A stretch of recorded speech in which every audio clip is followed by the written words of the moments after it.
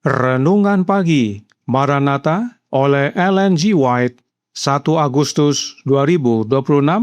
Mari kita berdoa. Bapa kami yang di sorga, Allah pencipta langit dan bumi, laut dan segala isinya, Allah yang maha besar, maha kuasa, sumber segalanya, yang kami sembah selalu melalui anak-Mu yang tunggal, Yesus Kristus. Terpujilah Yesus, anak Allah yang maha tinggi, yang adalah pokok anggur yang benar bagi kami.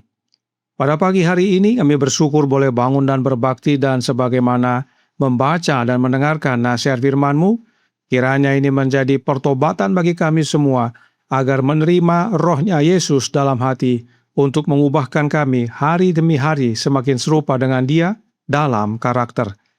Beserta kami sepanjang perbaktian ini, kehendak-Mu yang jadi, ampun kami akan dosa dan salah, karena kami berdoa hanya dalam nama anak Allah yang tunggal, Yesus Kristus, yang adalah Tuhan dan Juru Selamat kami. Amin. Renungan hari ini akan dibacakan oleh Saudara Abraham Andiarto. Kepada Saudara Abraham, kami persilahkan. Terima kasih. Selamat pagi saudara-saudari semua. Renungan pagi kita pada hari Sabtu 1 Agustus 2026 berjudul Dalam Jam Percobaan Ini. Ayat inti diambil dari kitab 2 Korintus pasal 6 ayat 2. Firman Tuhan, sebab Allah berfirman, pada waktu aku berkenan, aku akan mendengarkan engkau, dan pada hari aku menyelamatkan, aku akan menolong engkau. Sesungguhnya, waktu ini adalah waktu perkenanan itu. Sesungguhnya, hari ini adalah hari penyelamatan itu. Bacaan renungan. Kita percaya tanpa ragu bahwa Kristus segera datang. Ini bukan dongeng bagi kita. Ini adalah kenyataan. Kita tidak ragu, dan selama bertahun-tahun, kita tidak pernah ragu bahwa doktrin yang kita pegang hari ini adalah kebenaran masa kini, dan bahwa kita sedang mendekati pengadilan. Kita sedang mempersiapkan untuk bertemu dengan Dia yang, diiringi oleh rombongan malaikat kudus, akan muncul di awan-awan langit untuk memberikan sentuhan akhir dari keabadian kepada orang-orang setia dan benar. Ketika Ia datang, Ia tidak akan membersihkan kita dari dosa-dosa kita, tidak akan menghapus cacat dalam karakter kita, atau menyembuhkan kelemahan dalam tabiat dan disposisi kita. Jika pekerjaan itu dilakukan bagi kita, semuanya harus sudah diselesaikan sebelum saat itu. Ketika Tuhan datang, mereka yang kudus akan tetap kudus. Mereka yang telah menjaga tubuh dan roh mereka dalam kekudusan, dalam pengudusan dan kehormatan, akan menerima sentuhan akhir keabadian. Tetapi mereka yang tidak benar, tidak dikuduskan, dan najis akan tetap demikian untuk selamanya. Tidak ada pekerjaan yang akan dilakukan bagi mereka pada saat itu untuk menghapus cacat mereka dan memberikan karakter yang kudus. Sang Pemurni tidak akan duduk pada saat itu untuk melanjutkan proses pemurniannya dan menghapus dosa serta kebusukan mereka. Semua ini harus dilakukan sekarang, dalam jam percobaan ini. Sekaranglah waktunya pekerjaan ini harus diselesaikan bagi kita. Kita merangkul kebenaran Allah dengan berbagai kemampuan kita, dan ketika kita berada di bawah pengaruh kebenaran itu, Ia akan melakukan pekerjaan bagi kita yang diperlukan untuk memberikan kelayakan moral bagi kerajaan kemuliaan dan bagi persekutuan dengan malaikat surgawi. Kita sekarang berada di bengkel Allah. Banyak dari kita adalah batu kasar dari tambang. Tetapi, ketika kita menggenggam kebenaran Allah, pengaruhnya bekerja atas kita. Ia mengangkat kita dan menghapus dari kita setiap ketidaksempurnaan dan dosa, apapun bentuknya. Dengan demikian, kita dipersiapkan untuk melihat Sang Raja dalam keindahannya, dan akhirnya bersatu dengan malaikat kudus di kerajaan kemuliaan. Disinilah pekerjaan ini harus diselesaikan bagi kita. Di sini, tubuh dan roh kita akan diperlengkapi untuk keabadian. Demikian bacaan renungan pagi kita pada pagi hari ini. Terima kasih dan Tuhan Yesus memberkati kita semua. Terima kasih atas penata layanan Saudara Abraham. Tuhan Yesus memberkati. Selamat pagi saudaraku dalam Tuhan. Selamat Sabat. Berikut mimpi Nyonya White yang ditulis dalam The Review and Herald tanggal 11 April tahun 1899 yang berkata, "Dalam mimpiku, seorang penjaga berdiri di pintu sebuah bangunan penting dan bertanya kepada setiap orang yang datang untuk masuk, 'Sudahkah engkau menerima Roh Kudus?' Sebuah garis pengukur ada di tangannya dan hanya sangat sedikit yang diizinkan masuk ke dalam bangunan. 'Ukuranmu sebagai manusia tidak ada artinya,' katanya. 'Tetapi jika Anda telah mencapai status manusia seutuhnya di dalam Kristus Yesus, sesuai dengan pengetahuan yang Anda miliki, Anda akan menerima janji untuk duduk bersama Kristus di perjamuan kawin anak domba. Dan melalui zaman kekekalan, Anda tidak akan pernah berhenti belajar tentang berkat-berkat yang diberikan dalam perjamuan yang dipersiapkan untuk Anda.'" Mimpi ini penting kita renungkan, karena Nyonya White melihat hanya sangat sedikit yang diizinkan masuk ke dalam bangunan, dan yang diizinkan masuk hanya yang sudah menerima Roh Kudus. Roh siapa yang dimaksudkan? Perhatikan petunjuknya dalam kalimat yang ditandai warna biru. Mereka yang menjadi manusia seutuhnya di dalam Kristus Yesus. Bagaimana caranya? Kita lanjutkan cerita mimpi Nyonya White ini, dan masih dalam artikel yang sama. Paragraf 8 berkata, "Engkau boleh saja tinggi dan proporsional dalam diri, tetapi engkau tidak bisa masuk ke sini. Tidak seorang pun dapat masuk yang merupakan anak-anak yang sudah dewasa, membawa serta watak, kebiasaan, dan karakteristik yang berkaitan dengan anak-anak.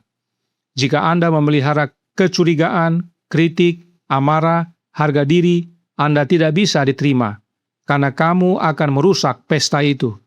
Semua orang yang masuk melalui pintu ini memakai pakaian pesta, ditenun dengan alat tenun sorga. Mereka yang dewasa secara fisik, tetapi masih kanak-kanak dalam karakter, tidak bisa masuk.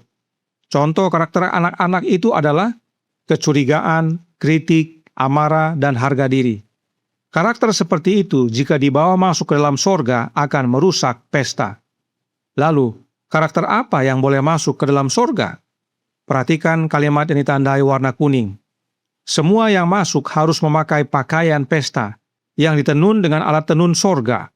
Nah, tentang pakaian pesta yang ditenun oleh alat tenun sorga ini, Roh Nubuat menjelaskan dalam Christ Object Lessons, halaman 13 paragraf 4. Jubah ini yang ditenun pada alat tenun sorga tidak memiliki satu benang pun dari rancangan manusia. Kristus dalam kemanusiaannya menciptakan karakter yang sempurna, dan karakter ini Dia tawarkan untuk diberikan kepada kita. Segala kesalahan kami seperti kain kotor, Yesaya 64 ayat 6. Jubah ini atau pakaian pesta adalah gambaran atau simbol dari karakter Kristus, dan pada saat jubah kebenarannya dipakaikan kepada kita, maka karakter Kristus menggantikan karakter kita. Sebab karakter kita seperti kain kotor. Inilah yang harus kita miliki dan kenakan jika mau masuk ke dalam bangunan itu dan menghadiri pesta. Bagaimana caranya menerima dan mengenakan jubah pesta ini? Nanti kita lihat, tetapi kita lanjutkan dulu mimpi Nyonya White tersebut dalam paragraf 8. Berbunyi, "Mereka yang mendidik diri mereka sendiri untuk mengorek kelemahan dalam karakter orang lain, mengungkapkan kelainan bentuk yang membuat keluarga tidak bahagia, yang membalikkan jiwa dari kebenaran untuk memilih dongeng. Ragi ketidakpercayaan Anda, keinginan Anda akan kepercayaan diri, kuasa Anda untuk menuduh, menutup pintu masuk Anda. Di dalam pintu ini tidak ada yang bisa masuk yang bisa merusak kebahagiaan penghuni dengan merusak kepercayaan mereka yang sempurna dalam satu sama lain. Anda tidak dapat bergabung dengan keluarga bahagia di pelataran sorgawi, karena aku telah menghapus semua air mata dari mata mereka. Anda tidak akan pernah bisa melihat raja dalam keindahannya jika Anda sendiri bukan yang mewakili karakternya. Tidak ada guna mencari-cari salah dalam karakter sesama kita manusia.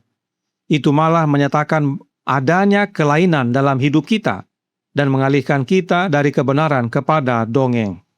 Tetapi kita harus memilih karakter Sang Raja. Siapakah Raja itu? Allah Bapa. Bagaimana dapat menerima karakter Bapa? Oleh menerima karakter anaknya. Itu sebabnya masih dalam artikel yang sama, Roh Nubuat lanjutkan dalam paragraf 9. Ketika engkau melepaskan kehendakmu sendiri, kebijaksanaanmu sendiri, dan belajar dari Kristus, engkau akan menemukan jalan masuk ke dalam kerajaan Allah. Dia menuntut penyerahan diri sepenuhnya dan tanpa syarat. Serahkan hidupmu agar Dia mengatur, membentuk, dan menciptakanmu. Pikulah kuknya, tunduklah untuk dipimpin dan diajar olehnya. Ketahuilah bahwa kecuali engkau menjadi seperti anak kecil, engkau tidak akan pernah bisa masuk ke dalam kerajaan sorga. Kunci untuk masuk ke sorga adalah Yesus. Jubah yang adalah karakter adalah jubahnya Kristus, karakternya Yesus. Kita berserah kepada Yesus agar dibentuk, diubahkan, menjadi seperti Dia. Itu sebabnya Roh Nubuat lanjutkan dalam paragraf 10 dari artikel yang sama. Tinggallah di dalam Kristus, hanya memilih watak Kristus, sehingga perhatiannya diidentifikasikan dengan perhatian Anda. Tinggal di dalam Dia untuk menjadi dan melakukan hanya apa yang Dia kehendaki. Ini adalah kondisi pemuridan, dan kecuali dipatuhi, Anda tidak akan pernah bisa merasakan kelegaan. Kelegaan ada di dalam Kristus. Itu tidak bisa sebagai sesuatu yang terpisah dari Dia. Sudah mulai terlihat dengan jelas bahwa karakter tersebut hanya terdapat di dalam Kristus, dan kelegaan hanya di dalam Kristus dan tidak terpisah dari Dia. Semakin nyata siapa Roh Kudus yang dimaksudkan. Itu sebabnya Nyonya White tuliskan dalam suratnya nomor 25, tahun 1882, paragraf 20. Roh Kristus di dalam hati akan dinyatakan dalam karakter, akan mengembangkan kualitas dan kuasa yang mulia. Jelas, Roh Kudus yang dimaksudkan adalah rohnya Kristus. Kehadiran Kristus dalam hati kita akan mengubahkan karakter kita menjadi serupa dengan Dia. Roh Kristus inilah jubah kebenaran yang harus kita pakai jika kita mau masuk ke dalam pesta itu. Sebab jubahnya adalah karakternya, dan karakter Kristus adalah satu dengan karakter Sang Raja, yaitu Allah Bapa. Memiliki karakter Kristus sama dengan memiliki karakter Bapa. Dan ini harus terjadi mulai di dunia ini. Itu sebabnya renungan pagi hari ini berkata dalam Maranatha, halaman 221 paragraf 2. Ketika Ia datang, Ia tidak akan membersihkan kita dari dosa-dosa kita, tidak akan menghapus cacat dalam karakter kita, atau menyembuhkan kelemahan dalam tabiat dan disposisi kita. Jika pekerjaan itu dilakukan bagi kita, semuanya harus sudah diselesaikan sebelum saat itu. Ketika Tuhan datang, mereka yang kudus akan tetap kudus. Mereka yang telah menjaga tubuh dan roh mereka dalam kekudusan, dalam pengudusan dan kehormatan, akan menerima sentuhan akhir keabadian. Tetapi mereka yang tidak benar, tidak dikuduskan dan najis, akan tetap demikian untuk selamanya. Tidak ada pekerjaan yang akan dilakukan bagi mereka pada saat itu untuk menghapus cacat mereka dan memberikan karakter yang kudus. Sang pemurni tidak akan duduk pada saat itu untuk melanjutkan proses pemurniannya dan menghapus dosa serta kebusukan mereka. Semua ini harus dilakukan sekarang, dalam jam percobaan ini. Sekaranglah waktunya pekerjaan ini harus diselesaikan bagi kita. Saat ini adalah hari pendamaian, masa penghakiman pemeriksaan. Karenanya saat inilah jam percobaan itu. Saat inilah kita merelakan hati kita dan mengizinkan Kristus tinggal dan berkuasa di dalam hati kita, agar jubah kebenarannya, yaitu karakter Kristus, menjadi bagian kita oleh pertumbuhan hari demi hari, hingga kita bersiap untuk melihat Sang Raja dalam keindahannya, dan akhirnya bersatu dengan malaikat kudus di kerajaan kemuliaan. Tuhan memberkati, saya bawa dalam nama Yesus. Amin. Mari kita berdoa. Bapa kami yang di sorga, Allah pencipta langit dan bumi, laut dan segala isinya, Allah yang maha besar, maha kuasa, sumber segalanya, yang kami sembah selalu melalui anak-Mu yang tunggal, Yesus Kristus. Terima kasih nasihat vital pada pagi hari ini, bahwa pada jam percobaan ini, kami harus mulai menerima pembentukan akan karakter Kristus dalam hidup kami. dan yang membentuk dan mengubahkan karakter kami adalah Kristus itu sendiri oleh kehadiran Roh-Nya.